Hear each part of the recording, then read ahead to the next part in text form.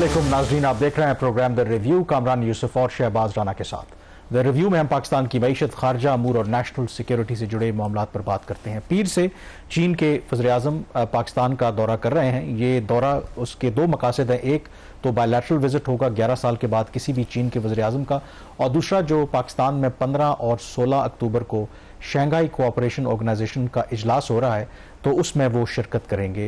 बाकी जो ममालिक के रहनुमा हैं वो भी शिरकत कर रहे हैं। रूस के प्राइम मिनिस्टर भी होंगे, भारत के जो वज़ीर ख़ारजा हैं वो नुमाइंदगी करेंगे अपने मुल्क की, और जो बाकी मेंबर कंट्रीज़ हैं उनके लीडरान भी शिरकत करेंगे। लेकिन इस अहम दौरे से पहले, इस अहम इजलास से पहले हमने देखा कि पिछली इतवार अफसोसनाक वाक़या अगेन, जो चीन के जो शहरी हैं पाकिस्तान में जो मुख्तलिफ मनसूबों के ऊपर काम कर रहे हैं, उन पर एक हमला किया गया कराची एयरपोर्ट के बाहर।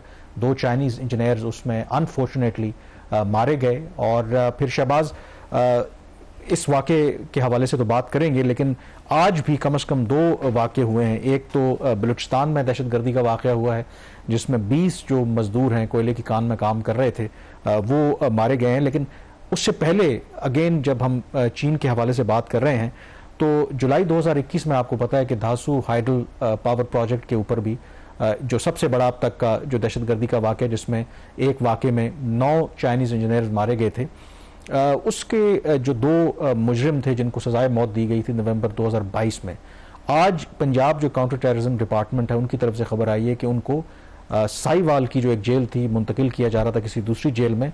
तो रास्ते में कुछ जो उनके दहशतगर्दों के साथी थे उन्होंने छुड़ाने की कोशिश की, जिसके नतीजे में जो दोनों जो मास्टरमाइंड थे जिनको सजाए मौत दी गई थी, मोहम्मद हुसैन और अयाज उर्फ जहानजेब नामी, ये अपने ही साथियों की फायरिंग से ये जब मारे गए हैं। अब ये ऑफ कोर्स पंजाब का काउंटर टेररिज्म डिपार्टमेंट जो है वो दावा कर रहा है, बट आई थिंक हमारे पास कोई एविडेंस तो नहीं है। इट अपेयर्स कि कराची वाला जो इंसिडेंट हुआ है और चीन के वज़ीर-ए-आज़म के दौरे से पहले शायद हम एक मैसेज देने की कोशिश कर रहे हैं चीनी गवर्नमेंट को कि वी आर सिंसियर आपको प्रोटेक्ट करने के लिए, क्योंकि चीन की जब भी कोई वाक़या हुआ उनकी एक ऑब्वियसली रहा कि एक तो प्रोटेक्ट करें और दूसरा जो भी लोग मुलव्वस हैं उनको कैफ़े किरदार तक पहुंचाएं। कामरान, एक तो ये कि पाकिस्तान में जब भी एक रिलेटिव स्टेबिलिटी आती है, कोई इस्तेहकाम की बात हो रही होती है, पाकिस्तान को ग्लोबल कम्युनिटी में दोबारा उसकी वो एक लिंकेज की बात होती है, तो साथ ही कोई ना कोई बहुत बड़ा दहशतगर्दी का वाक़या हो जाता है, कुछ और इंस्टेबिलिटी शुरू हो जाती है।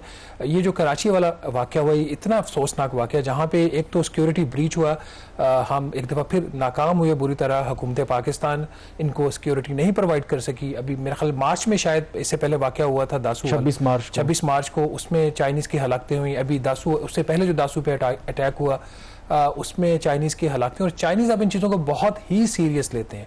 और इस वाक़े के बाद मेरी कुछ जो चाइना के लोग पाकिस्तान में काम कर रहे हैं उनसे मुलाकातें हुई हैं, वो बहुत ज़्यादा इस वक्त वो डिस्टर्ब है। उनको ये समझ नहीं आ रही कि आखिर पाकिस्तान क्यों नाकाम हो गया हमें सिक्योरिटी फराहम करने के लिए। आखिर इतना कुछ करने के बावजूद, इतने सिक्योरिटी प्रोटोकॉल और ये इतने लेवल के ऊपर जाके लगता है जैसे कोई इनसाइड इन्फॉर्मेशन लीक हुई हो या क्या हुआ हो, कि उनको एग्जैक्ट पता था कि कौन से लोग आ रहे हैं और कि कौन सी फ्लाइट से आ रहे हैं, फिर उस पर हमला किया गया और वहाँ पर गाड़ी मौजूद थी पहले से। तो ये चीज़ें अब चाइनीज़ को बहुत ज़्यादा डिस्टर्ब कर रही हैं। शंघाई कोऑपरेशन ऑर्गेनाइजेशन की मीटिंग से 10-8 दिन पहले ये वाक़या होता है। उससे पहले अगर आप देखें पाकिस्तान के इकोनॉमिक फ्रंट के ऊपर भी एक रिलेटिव स्टेबिलिटी है। जब IMF का प्रोग्राम अप्रूव हुआ तो इन सारे चीज़ों को आप इंटरलिंक करके देखते हैं, और उसके बाद जो नतीजा निकलता है कि 2 चीज़ें, एक तो हम कह देते हैं कि जो गैर मुल्की ताकतें हैं वो पाकिस्तान में ये सारी साजिश कर रही हैं और फाइनेंस भी कर रहे हैं। आज प्राइम मिनिस्टर ने आज भी ये बात की है कि इस तरह के जो वाक़यात होते हैं उसमें गैर मुल्की फंडिंग शामिल होती है। हम किधर हैं? सवाल ये पैदा होता है। हुकूमत पाकिस्तान, हमारी इंटेलिजेंस एजेंसीज, हम लोग किधर हैं? ये सबसे बड़ा सवाल। अब ये जो आज साहिवाल वाला वाक़या है, लगता है ऐसे कि जैसे आपने कहा कि एक मैसेज दिया गया कि वी आर सीरियस और हम ये जो टेरर है और टेररिस्ट है इनको एलिमिनेट करना चाहते हैं, और एक उन्होंने आज उस चीज़ को एक एविडेंस उन्होंने अपनी तरफ से दिया है। कहानी यहाँ पे ख़त्म नहीं होती। अल्लाह करे आइंदा भी चीज़ें बेहतर हों, जो हमने गलतियाँ हमसे माजी में हो चुकी हैं दोबारा ना हो। एक और इससे रिलेटेड डेवलपमेंट ये है कि इक़्तिसादी राब्ता कमेटी का आज इजलास हुआ। उसमें ये जो दोनों चाइनीज़ शहरी हैं जो हलाक हुए हैं उनके लिए जो है कॉम्पनसेशन एक पैकेज अप्रूव किया गया है, जिसमें $5,16,000 फी पर्सन कॉम्पनसेट करेगी हुकूमत पाकिस्तान। ये वही पैकेज है जो इससे पहले बशाम वाले अटैक में दिया गया था। पैसा यहाँ पे इंपॉर्टेंट नहीं है, एक जेस्चर हो सकता है, लेकिन more than money, more than gesture, Chinese को इस वक्त प्रोटेक्शन चाहिए। और कामरान सिर्फ ये जो वाक़या हुआ, चंद दिन पहले इंटरेस्टिंगली इक़्तिसादी राब्ता कमेटी की मीटिंग में एक समरी आई थी जिसमें 45 अरब रुपए का एक सप्लीमेंट्री बजट अप्रूव किया गया था मिलिट्री के लिए, नेवी के लिए।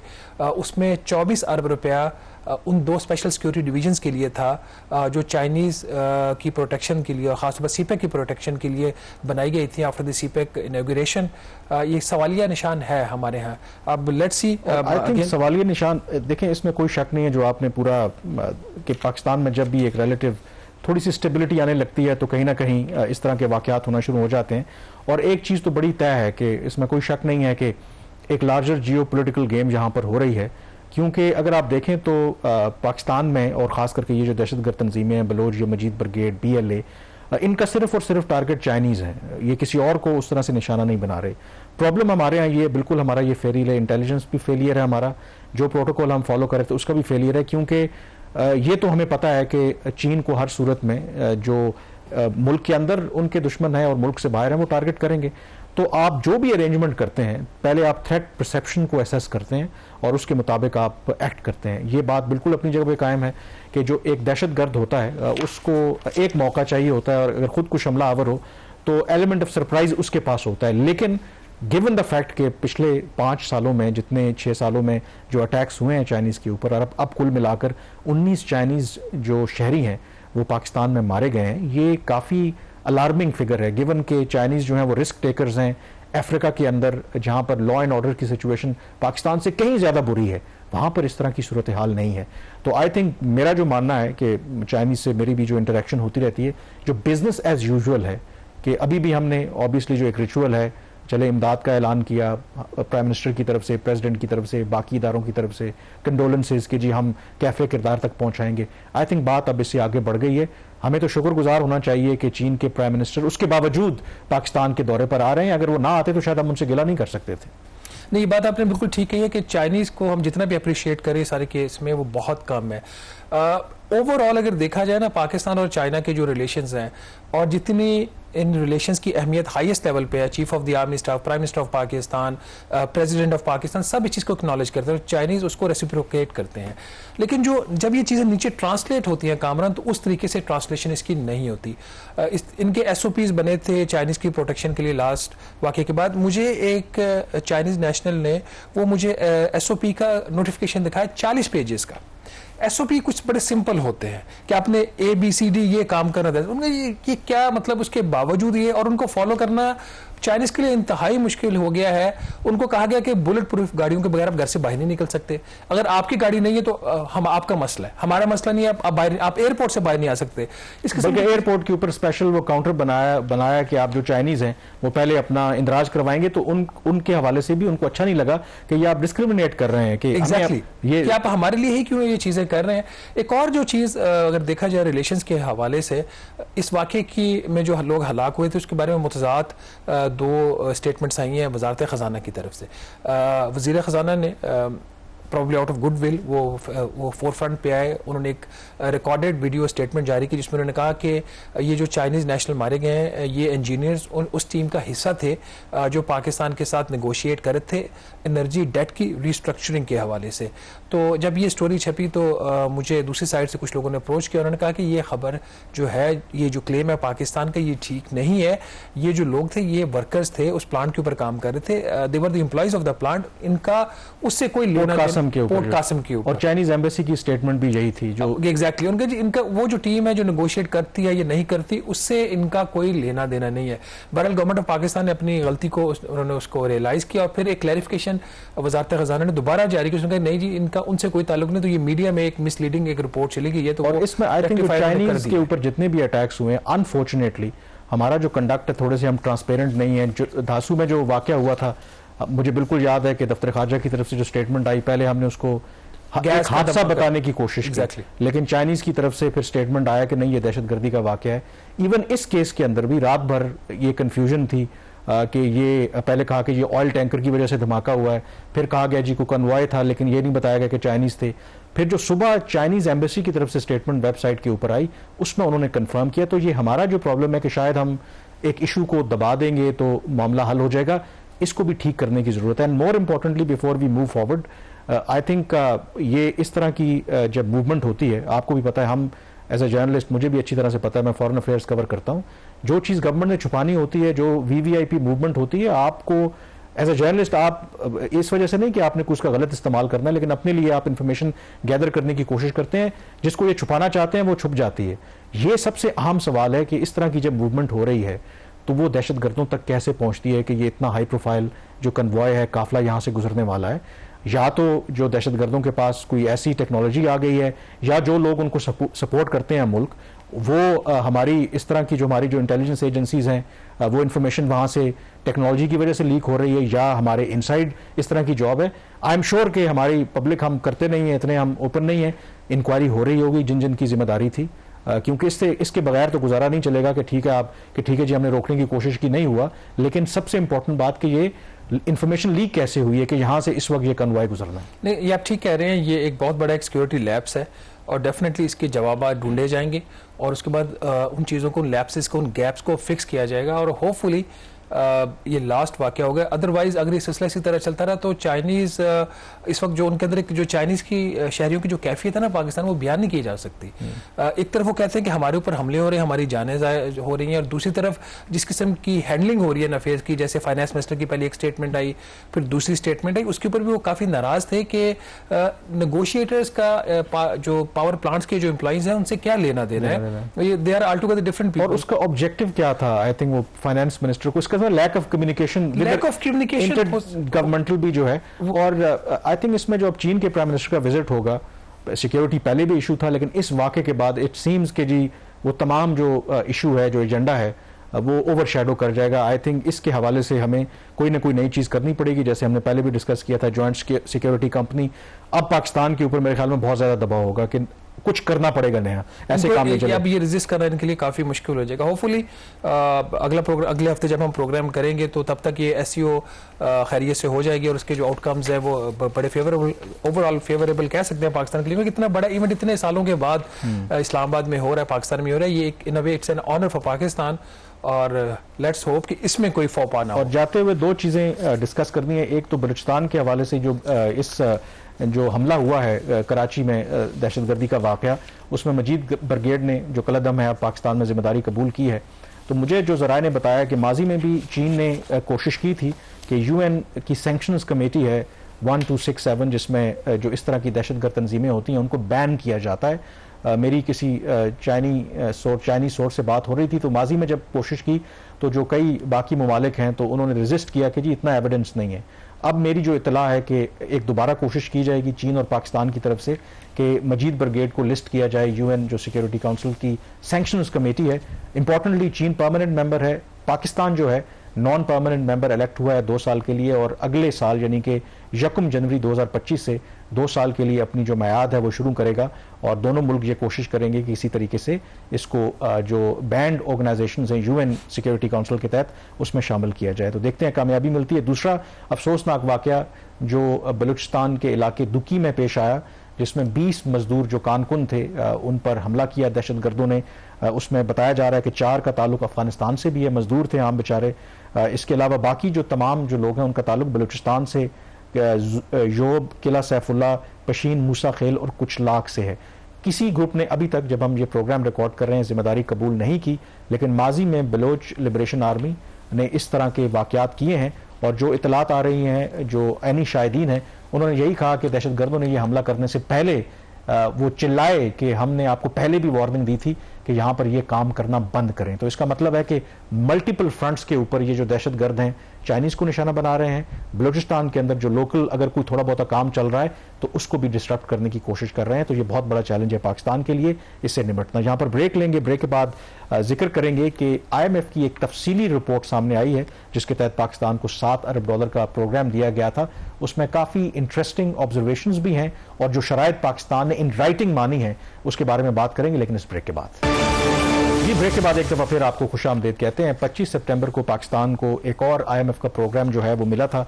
IMF के एग्जीक्यूटिव बोर्ड ने $7 अरब के प्रोग्राम की मंजूरी दी थी और उसके बाद जो इनिशियल जो स्टेटमेंट आया था बड़ा पॉजिटिव था, अनलाइक पास्ट जो स्टेटमेंट्स हैं जिसमें उन्होंने कहा था कि पाकिस्तान में रिलेटिवली जो इकोनॉमिक स्टेबिलिटी भी आ रही है, जो उनकी प्रोजेक्शंस थी पाकिस्तान में महंगाई के हवाले से, उसको भी उन्होंने कहा था कि सिंगल डिजिट में रहेगी। फिर जो तरक्की की शरह है उसको भी उन्होंने रिवाइज किया था, उन्होंने कहा कि बेहतर रहेगी। लेकिन अब जो एक तफसीली रिपोर्ट आई है काफ़ी लंबी चौड़ी, जिसमें एक तो हमें पता चला है कि ओवरऑल क्या सेंस है IMF की पाकिस्तान की मईशत को लेकर के, और इन राइटिंग जो है पाकिस्तान की हुकूमत ने क्या क्या वादे किए हैं जो इस प्रोग्राम के दौरान वो इंप्लीमेंट करेंगे, तो उस पर बात करेंगे। लेकिन to begin with I think सबसे इंपॉर्टेंट बात कि जो हम करते हैं कि IMF के ऊपर ऑब्वियसली तनकीद भी होती है, अभी भी होती है, कि जो IMF की रेसिपी है आम तौर पर वो मसाइल हल करने के बजाय उन मसाइल को ज़्यादा वो गंभीर हो जाते हैं।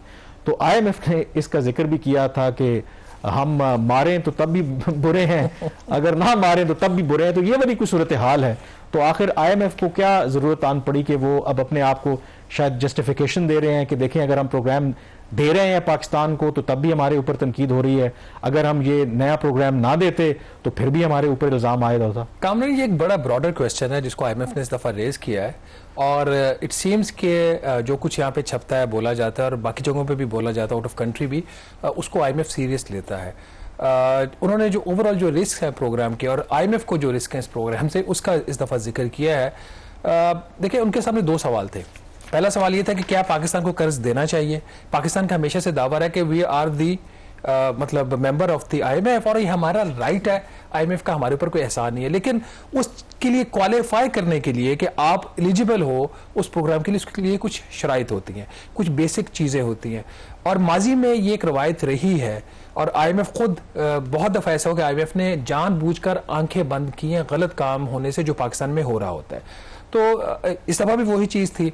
वो दो सवाल थे IMF के सामने, एक तो दे या ना दे। उन्होंने कहा जी अगर हम प्रोग्राम देते हैं तब भी मसला है, पाकिस्तान को अगर प्रोग्राम दे हम, हमारी अपनी रेपुटेशन एट स्टेक आ जाएगी, अगर नहीं देते तो तब भी मसला है। अब इसमें इंटरेस्टिंग है, इसके अंदर कैश ये है कि IMF को आखिर अपनी रेपुटेशन का क्यों इतना ख्याल आ गया। उन्होंने कहा जो प्रोग्राम के जो टारगेट्स हैं और जो सिक्योरिटी सिचुएशन है पाकिस्तान की और जो ओवरऑल जो रिस्क है प्रोग्राम को, उसकी वजह से ये प्रोग्राम ऑफ ट्रैक हो सकता है। ये रिपोर्ट के अंदर लिखा है कि programme may go off track. तो जब एक चीज आपको नजर आ रही है कि ये ऑफ ट्रैक हो सकता है तो फिर भी आप प्रोग्राम देने जा रहे हैं। एक ऐसा मॉडल, एक ऐसा फ्रेमवर्क आपने एग्री कर लिया, साइन कर लिया, बोर्ड से अप्रूव करवा लिया आपने, जो आपको पता है कि ऑफ ट्रैक हो सकता है। ये टारगेट्स कुछ ऐसे, अहदाफ कुछ ऐसे और कुछ पाकिस्तान के जो मारूजी हालात हैं वो कुछ ऐसे हैं। तो उन्होंने कहा जी अगर हम ये प्रोग्राम देते हैं तो बहुत सारे दूसरे ममालिक इस चीज पे एतराज उठा सकते हैं कि आखिर आप पाकिस्तान को ये फेवर क्यों कर रहे हैं। एक चीज ये बड़ा इंपॉर्टेंट पॉइंट है कि, और ये उस चीज को एक इन अ वे ऑथेंटिकेट करता है, जो एक परसेप्शन है कि 3 ममालिक दुनिया में ऐसे हैं जो कहा जाता है, एक तस्वुर है कि वो US स्टेट डिपार्टमेंट की जो पॉलिसी होती है, US वजारत खारजा की, उसके तहत उनको लैंडिंग होती है, जिसमें पाकिस्तान है, मिस्र है और यूक्रेन उसमें लेटली ऐड हुआ जब से ये जंग शुरू हुई है वहां पे। और अगर हम प्रोग्राम नहीं देते और ये जो फंडामेंटल्स इनको सामने रखते हैं और हम प्रोग्राम नहीं देते तब हमारी रेपुटेशन को क्या रिस्क है। तब रिस्क ये है पाकिस्तान और कुछ मेंबर ममालिक ये कह सकते हैं देखिए जी ये अब अच्छे बच्चे बन गए हैं, इन्होंने अभी स्टैंड बाय अरेंजमेंट जो $3 अरब का था वो मुकम्मल कामयाबी से कर लिया है इन्होंने, तो अब ना प्रोग्राम आपको दे के एक आप इनके साथ ज्यादती कर रहे हैं। तो अब देखें हमारे इतने शानदार काम है कि जो global lender of the last resort है वो लिखने पे मजबूर हो गए कि पाकिस्तान की वजह से हमारी जो रेपुटेशन है वो एट स्टेक आ गई। ये IMF थोड़ा सा सबको पता है कि इन रियल पॉलिटिक्स के कौन चलाता है IMF को। आपने यूक्रेन की एग्जांपल दी, यूक्रेन इस वक्त हालत जंग में है, यूक्रेन कौन सी शराइत पूरी करेगा, उनको बिलियंस ऑफ डॉलर्स का उन्होंने प्रोग्राम अप्रूव किया है। तो इससे साफ जाहिर होता है कि जो अमेरिका कंट्रोल करता है इंटरनेशनल जो फाइनेंशियल इंस्टीट्यूशंस हैं, IMF, वर्ल्ड बैंक, और उसी के तहत ही मामलात आगे बढ़ते हैं। माजी के अंदर भी हमने जो आपने बात की कि बहुत से ऐसे प्रोग्राम जो हमने लिए जो शराइत हमने पूरी नहीं की, लेकिन IMF ने दूसरी तरफ वो देखते रहे, क्योंकि उस वक्त अमेरिका कहता था कि दें आप इनको प्रोग्राम, इनको वेवर्स भी दें, सब कुछ करें। तो आई थिंक वो IMF जब ये बात कहता है तो उनको ये बात या तो वो जेन्युइनली इंडिपेंडेंट हो और जेन्युइनली बेस्ड ऑन मेरिट और प्रिंसिपल के ऊपर फैसले करते हो, फिर तो कहें असल में तो कंट्रोल उनको कोई और ही करता है, तो ये सारे जानते देखिए इसके अंदर एक और भी सवाल है। वो सवाल ये है कि जैसे श्रीलंका में हुआ है, श्रीलंका को उन्होंने प्रोग्राम दिया, उससे पहले श्रीलंका के डेट की रिस्ट्रक्चरिंग उन्होंने करवाई है। यहाँ पे भी इस दफा एक्सपेक्टेशन ये थी कि जो IMF वो पाकिस्तान को इस चीज़ पे मजबूर करेगा कि आपको जो डेट है उसको रिस्ट्रक्चर करना है, लेकिन IMF ने पाकिस्तान को इस चीज़ के ऊपर मजबूर नहीं किया। ये लग रहा था कि फेवर है पाकिस्तान को, क्योंकि इस वक्त ये बहुत सारे लोगों का ये ख्याल है और कुछ लोग नहीं भी इस बात को मानते, लेकिन मेजॉरिटी का ये ख्याल है कि जब तक पाकिस्तान के कर्जे की रिस्ट्रक्चरिंग नहीं होगी तब तक पाकिस्तान की जो मसाइल है वो हल नहीं होंगे। और इस रिपोर्ट के अंदर अब बारहा इस चीज़ का जिक्र देखते हैं कि IMF ये कह रहा है कि पाकिस्तान का जो कर्जा है उसको सब्सटेंशियली हाई रिस्क है उस कर्जे को, मतलब ये कि उसमें कोई भी गड़बड़ हो सकती है। पाकिस्तान की जो ओवरऑल एक जो फाइनेंशियल कंडीशन है वो दबाव में है। ये रिपोर्ट के अंदर आपको एक से कई जगह, ज्यादा जगह के ऊपर आपको ये चीज नजर आती है। उसके बावजूद IMF जो है वो उसने ये लैंडिंग की है। होपफुली हम ऑन ट्रैक रहेंगे, लेकिन अभी जो 30 सितंबर के कुछ टारगेट्स हैं वो अचीव हुए हैं और कुछ टारगेट्स अचीव नहीं हुए। इसके ऊपर चूंकि अभी डाटा आ रहा है, हम प्रीमेच्योरली की बात नहीं करना चाह रहे, इंडिकेशन ऐसी आ रही हैं कुछ टारगेट्स अचीव नहीं हुए। अब इस पर बात कर लेते हैं कि चंद एक जो बड़ी शराइत है नाज़रीन, इसमें तकरीबन 40 के करीब ऐसी शराइत हैं जो पाकिस्तान ने मानी है इस प्रोग्राम के बदले, और ये जो शर्तें हैं ये इन राइटिंग मानी गई हैं। इस प्रोग्राम डॉक्यूमेंट के अंदर एक एनेक्चर लगता है जिसको बोलते हैं memorandum for economic and financial policies. ये जो MEFP का डॉक्यूमेंट होता है, जो लेटर ऑफ इंटेंट होता है, इसको पाकिस्तान के वजीर खजाना और governor state bank of Pakistan वो इस पे दस्तखत करते हैं, और ये उसके बाद जो डेडलाइंस है वो तय होती हैं। 3-4 बड़ी शर्तें जो पाकिस्तान मान गया है, जिसमें नंबर 1 जो कि कंसर्निंग फैक्टर भी है चाइना के लिए, कि जो स्पेशल इकोनॉमिक जोन्स हैं, जो खुसूसी इकोनॉमिक जोन्स बनाए गए हैं, पाकिस्तान ने ये कमिटमेंट दी है इन राइटिंग IMF को कि जून 2025 तक एक पूरा प्लान देगा पाकिस्तान IMF को कि 2035 तक ये तमाम जो जोन्स हैं ये खत्म कर दिए जाएंगे। इस वक्त जो पाकिस्तान की ये ख्वाहिश थी, और वजीर आज़म खुद ये बात कह चुके हैं कि जो CPEC 2 है, जो सेकंड फेज है CPEC की, उसमें स्पेशल इकोनॉमिक जोन्स में चाइनीज इंडस्ट्रीज को रीलोकेट करना, वहां पे चाइना से पाकिस्तान में उनको मुंतकिल करना, तो ये उसके लिए एक बहुत बड़ा सेटबैक होगा। दूसरा, 2 इनिशिएटिव्स जो पिछले साल हुकूमत ने लिए थे और एक में मिलिट्री की भी इन्वॉल्वमेंट थी, special investment facilitation council SIFC, इसके हवाले से वजीर खजाना साहब ने ये कमिटमेंट दी इन राइटिंग कि इसकी जो पावर्स हैं उसको ऊपर लिमिट लगाई जाएगी। SIFC किसी भी किस्म की जो उसकी जो मरात है वो नहीं दे सकेगी, चाहे टैक्स मरात हो, चाहे गारंटेड इन्वेस्टमेंट रिटर्न्स हो, चाहे कोई और इंसेंटिव्स हो, वो कदगन लगाई जाएगी SIFC के ऊपर। और दूसरी चीज जो पाकिस्तान ने इन राइटिंग एश्योर किया है कि SIFC के जो डिसीजंस हैं उसमें ट्रांसपेरेंसी भी होगी और उन फैसलों का एहतसाब भी होगा, ये चीज भी इन राइटिंग में है। और एक और जो प्रपोजल है जिसमें मिलिट्री का इतना रोल नहीं था, और ये हमारा बड़ा इनिशिएटिव कहा जाता था, एक पाकिस्तान सॉवरन वेल्थ फंड, एक वेल्थ फंड बनाया गया जो अभी तक नॉन ऑपरेशनल है। उसके हवाले से भी बड़ी मेजर चेंजेस पाकिस्तान करने को तैयार हो गया। फंड बनाने का मकसद ये था कि पाकिस्तान के जो 7 मुनाफा बख्श इदारे हैं उनको मुंतकिल किया जाएगा इस फंड के अंदर। उसका जो मुनाफा होगा, उसके जो शेयर्स होंगे वो बेचे जाएंगे दूसरे जो गल्फ कंट्रीज हैं उनको। इसके हवाले से आगे जाके डिटेल में बात करेंगे। तो ये कामरान 2-3 जो स्ट्राइकिंग किस्म की जो कंडीशंस हैं वो एग्री की। में SIFC के हवाले से एक दफा फिर मैं पढ़ना चाह रहा हूँ, क्योंकि ये ऐसी चीज है कि जिसके ऊपर अक्सर हमारे जो लोग हैं कामरान, वो उनकी कुछ जो है वो कंसर्न्स होते हैं कि जी हमें ये करना चाहिए, हमें नहीं करना चाहिए, बट अगर कोई चीज़ इन राइटिंग दे दी गई हो तो फिर तो करना पड़ेगा इनको। ये जो आपने बात की है ना कि इन राइटिंग हम सब कुछ देते हैं, ब्रेक से जब वापस आएंगे तो इसी भी बात करेंगे, क्योंकि माजी में भी अक्सर अपोजिशन और जो हुकूमत के दरमियान इस बात पे झगड़ा रहा कि हम एक चीज़ इन राइटिंग दे के आ जाते हैं IMF को और बाद में उसमें जो हुकूमत है वो मुकर जाती है। माजी में भी ऐसा होता रहा है, लेकिन अब एक एक चीज़ जो है जो हमने इन राइटिंग दी है, तो कल अगर वो बेशक पाकिस्तान के मफाद में है या नहीं है, लेकिन जब आपने इन राइटिंग वो दे दिया है तो फिर आपको उस पर इंप्लीमेंट करना पड़ेगा। आपको IMF को फिर आप ब्लेम नहीं कर सकते। यहाँ पे ब्रेक लेंगे और ब्रेक के बाद फर्दर जो कंडीशंस हैं और क्या क्या पाकिस्तान ने लिख के दिया IMF को, उस पर बात करेंगे। जी, ब्रेक के बाद एक दफ़ा फिर आपको खुश आमदीद कहते हैं। IMF की जो डिटेल रिपोर्ट आई है, स्टाफ $7 अरब का जो पाकिस्तान के प्रोग्राम की मंजूरी दी गई है, उसमें काफ़ी इंटरेस्टिंग एस्पेक्ट्स हैं। तो शहबाज, ये जो बात, क्योंकि आपको पता है कि हमारी एक शॉर्ट मेमोरी होती है और अक्सर माजी में भी हमने देखा कि हुकूमतें जो हैं खुद प्रोग्राम उन्होंने साइन किए और वो फिर ब्लेम करते हैं जी कि नहीं IMF ने ये कर दिया, ये हो गया, वो हो गया।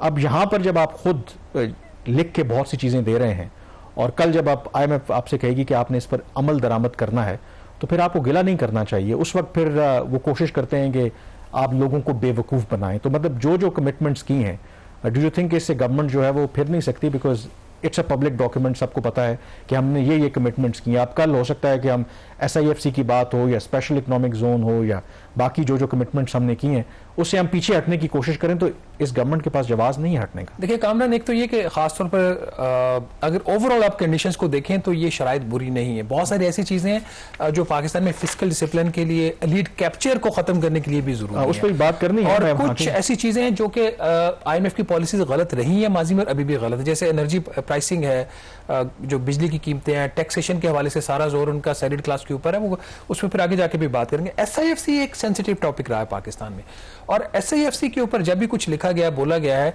तो उसको ऐसे लिया गया है कि जैसे कोई SIFC के खिलाफ है। और ब्यूरोक्रेसी ने भी मिलिट्री एस्टेब्लिशमेंट को बहुत सारी जगहों पर ये यकीन करवाने की कोशिश की, हम तो सपोर्ट करें, ये मीडिया कुछ गलत कर रहा है। अब मैं वो चीज़ें पढ़ देता हूँ ताकि चीज़ें रिकॉर्ड पे रहे जो हमारी वजारत खजाना ने खुद IMF से मानी है। डॉक्यूमेंट अवेलेबल है IMF की वेबसाइट के ऊपर और पब्लिकली उसको एक्सेस आप कर सकते हैं। इसमें जो स्टेट ओन एंटरप्राइजेज है कामरान, उसके हवाले से जब IMF ने कमेंट्री की और वहां पे उसने लिखा है कि जी concerning the establishment of a sovereign wealth fund and the creation of the special investment facilitation council, staff मतलब IMF का staff has highlighted the need to ensure a level playing field with regard to investment environment and avoid a watering down in governance standard। ये उन्होंने बोल दिया। आगे से हमारे वजीर खजाना साहब ने क्या उनको लिख के दिया, हमारा जवाब ये है जी कि we will take additional steps to promote investment and ensure competitive neutrality and a level playing field। we commit, ये जो important point है जो in writing में दिया गया है, we commit to ensuring that the special investment facilitation council does not propose, कोई चीज propose नहीं करेगी, nor the government will provide regulatory spending कोई नहीं कर सकती ये उस तरीके से, कोई tax based incentive of any sort नहीं दे सकते, और एनी गारंटेड रिटर्न्स और take any other action that could distort the investment landscape. कोई preferential tax treatment, investment guarantee नहीं देगी SIFC, और किसी किस्म की कोई और मराद नहीं देगी। तो ये जुमला जो है इसका, हाँ। एक और जुमला ये इसी का फाइनेंस मिनिस्टर साहब ने जो MEFP साइन किया उसमें लिखा हुआ है, we will also establish a set of best transparency and accountability practices for SIFC operations। कि SIFC के जो उसके जो फैसले हैं, उसके जो ऑपरेशंस हैं, उसमें हम शफाफियत लाएंगे और उसका एहतसाब भी होगा। ये वजारत खजाना है। और मेरा ख्याल है इन प्रिंसिपल ये कोई गलत बात नहीं है कि SIFC कोई सुप्रा कॉन्स्टिट्यूशनल बॉडी नहीं है या कैबिनेट से ऊपर नहीं है, कि ट्रांसपेरेंसी तो हर सूरत में होनी चाहिए। लेकिन जो दूसरा उसके अंदर अहम कि SIFC का बुनियादी मकसद क्या है, कि पाकिस्तान में सरमायाकारी क्यों नहीं आती, ब्यूरोक्रेटिक हर्डल्स हैं, रेड टेपिज्म है, और उन तमाम को बाईपास करके जो भी पाकिस्तान में आकर के खास करके गल्फ कंट्रीज़ के लिए ये बनाया गया, और सऊदी डेलीगेशन हाई लेवल भी पाकिस्तान में आया। तो अगर तो ये हमने इन राइटिंग लिख के दे दिया है कि कोई स्पेशल इंसेंटिव नहीं दे सकते, कोई स्पेशल ट्रीटमेंट नहीं दे सकते, गारंटीड रिटर्न नहीं दे सकते, तो मुझे बताएं कि जो इतना बड़ा सऊदी डेलीगेशन आया था वो तो इसीलिए आए हैं ना कि हम आप उनको गारंटीड रिटर्न देंगे, आप उनको ऐसे इंसेंटिव्स देंगे जो किसी आम इन्वेस्टर को मुयस्सर नहीं है। तो फिर तो ये SIFC का जो पर्पज़ है, अगर इस पर हम इंप्लीमेंट करते हैं तो वो किल नहीं हो जाता। देखिए मैंने जमील कुरैशी हैं, SIFC के सेक्रेटरी हैं जब से SIFC बनी है, उनको मैंने ये सवाल भेजा और इस प्रोग्राम की रिकॉर्डिंग तक मुझे कोई जवाब नहीं आया उनका। मैंने उनसे यही पूछा कि ये जो हुकूमत पाकिस्तान ने IMF को कमिटमेंट्स दिए आपके नॉलेज में है, आप इनको मानते हैं या नहीं मानते, कोई जवाब नहीं आया। अच्छा, इससे थोड़ा सा आगे बढ़े, अगर मिनी बजट जो आपका फेवरेट टॉपिक है, जब IMF का प्रोग्राम आता है तो आपकी ख्वाहिश होती है कि मिनी बजट पाकिस्तान में आ जाए। नाज़रीन, इसके हवाले से हम पहले भी रिपोर्ट कर चुके हैं। मिनी बजट के हवाले से जो पाकिस्तान ने IMF को अगेन इन राइटिंग दिया है कि अगर सहमाही हदफ जो है वो जो एग्री हुआ पाकिस्तान और IMF के दरमियान वो 1% से ज्यादा से मिस हो जाए तो फिर मिनी बजट आएगा। पहली समाई गुजरी है, 2652 अरब रुपए का हदफ था, 90 अरब रुपए से मिस हो चुका है। और इस प्रोग्राम के तहत, और ये जो शर्त हमने लिख के दी है, इसमें 27 अरब रुपए तक तो तकरीबन ये मिस हो सकता था, उससे ज्यादा नहीं, लेकिन 63 अरब रुपया ओवर एंड अबव है। अब वो जो इकदाम हुकूमत पाकिस्तान करने जा रही है, जो मिनी बजट होगा, वो भी लिस्ट तय है। इसमें से चंद एक इकदाम जो हैं वो हुकूमत पिक करेगी। टोटल जो लिस्ट है वो 130 अरब रुपए की। अभी का शॉर्टफॉल जो एक्सेस है वो 63 का है, और लेकिन आगे भी शॉर्टफॉल आ रहा है। तो अब देखिए हुकूमत क्या इकदाम ले रही है। 5-6 बड़े इकदाम जो हुकूमत लेने जा रही है, अगेन इन राइटिंग जो है प्रोग्राम में आप इसको देख सकते हैं। एक हुकूमत ये करने जा रही है कि एडवांस इनकम टैक्स जो मशीनरी की इंपोर्ट के ऊपर लिया जाता है उसमें 1% इजाफा होगा इसके इनकम टैक्स के रेट में। उसकी जो उनका ख्याल है कि 24 अरब रुपया इजाफी आएगा। फिर जो पाकिस्तान के जो सनतकार है अपनी फैक्ट्रियों के लिए रॉ मटेरियल्स बाहर से इंपोर्ट करते हैं, उनके ऊपर भी जो इनकम टैक्स का रेट है उसमें 1% इजाफा, 42 अरब रुपया इसमें से आएगा। कमर्शियल इंपोर्टर्स जो है वो जो रॉ मटेरियल इंपोर्ट करते हैं और फिर आगे सनतकारों को बेचते हैं, उसके रेट में भी 1% इजाफा, उसमें 12 अरब रुपया इजाफी का तखमीना इनका। फिर जो सप्लाईज होती हैं मुख्तलिफ किस्म की, उसके जो इनकम टैक्स के रेट हैं उसमें 1 अरब रुपए का इजाफा, 12 अरब रुपए की आमदन। और जो प्रोफेशनल सर्विस प्रोवाइडर्स हैं जिसमें एंकर पर्सन भी आ जाते हैं, डॉक्टर्स भी आ जाते हैं, लॉयर्स भी आ जाते हैं, उनके ऊपर जो इस वक्त जो इनकम टैक्स का रेट है उसमें भी 1% का इजाफा होगा। और जो कॉन्ट्रैक्टर्स हैं उसमें भी 1% के रेट का इजाफा। शुगरी ड्रिंक्स जो है उसके ऊपर जो फेडरल एक्साइज ड्यूटी है उसमें 5% इजाफा। ये चंद बड़े प्रपोजल्स हैं। इसके अलावा कुछ और भी शराइत IMF की, वो क्या है वो डिस्कस करेंगे छोटी सी ब्रेक के बाद। Stay with us. जी, ब्रेक के बाद एक दफ़ा फिर आपको खुश आमदीद कहते हैं। हम बात कर रहे हैं जो नया प्रोग्राम IMF से हमने लिया है उसकी क्या शराइत हैं, और इसमें पहली मरतबा आप देख रहे हैं कि अब जो पहले तो जो एप्लीकेबल होती थी जो भी शराइत वो वफाकी गवर्नमेंट की होती थी, लेकिन अब उसका दायरा कार सूबों तक भी बढ़ा दिया गया है। एक स्पेशल जो फाइनेंशियल पैक्ट है वो भी हमने साइन किया है वफाकी गवर्नमेंट ने 4 सूबों के साथ। एंड मोर इम्पॉर्टेंटली क्योंकि पाकिस्तान एक ज़राई मुल्क है और जो सूबे हैं जो गंदम है या गन्ना है ये एक मिनिमम सपोर्ट प्राइस यानी कि इमदादी जो कीमत है उसका तयन करते हैं, तो इसमें हमने ये भी कमिट किया है कि उस प्रैक्टिस को ख़त्म किया जाएगा। और जो वफाकी गवर्नमेंट है जैसे वो गंदम ख़रीदती है, अब उसको भी उन्होंने कहा है कि इस प्रैक्टिस को डिसकंटिन्यू करेंगे, सिर्फ उतनी ही गंदम रखेंगे जो अपनी जरूरत के लिए, अपनी जरूरत से मुराद जो मिलिट्री को चाहिए, वो जो स्ट्रेटेजिक रिजर्व जो आप स्ट्रेटेजिक रिजर्व होते हैं उसके लिए। तो how do you see this step, क्योंकि इसमें it can be a double edge sword कि अगर मिनिमम सपोर्ट प्राइस का पर्पस तो यही है ना कि एक फार्मर जो है इतनी जो मेहनत करता है तो कम से कम उसको वो कीमत तो मिले जितना उसने खर्चा किया है, कुछ मुनाफा भी मिले।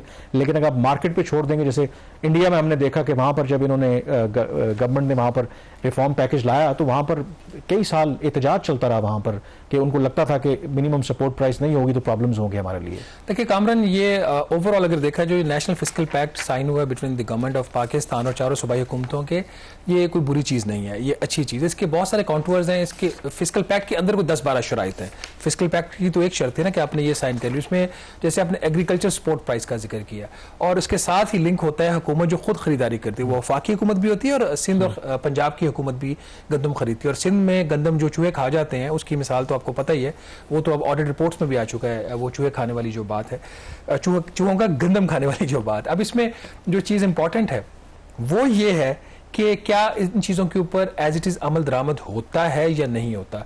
एग्रीकल्चर सपोर्ट प्राइस की फुल इम्प्लीमेंटेशन जो है वो इसको ख़त्म करने की वो तो फिस्कल ईयर 2026 तक की है, लेकिन जो पहला उसका जो इन्होंने इनको मार्केट को सिग्नल देना है वो अभी देना है सितंबर अक्टूबर में। That is the first condition. दूसरा, इसके साथ जो सूबों को कुछ अखराजात ट्रांसफ़र करने हैं, उसमें जो IMF की रिपोर्ट में लिखा हुआ है हेल्थ भी है, एजुकेशन भी है, सोशल प्रोटेक्शन भी है, लेकिन जो फिस्कल पैक्ट साइन हुआ है उसमें सिर्फ अभी इन्होंने जो डाला है वो इन्होंने डाला है उसको एजुकेशन को डाला है, सोशल प्रोटेक्शन अभी इन्होंने नहीं डाला।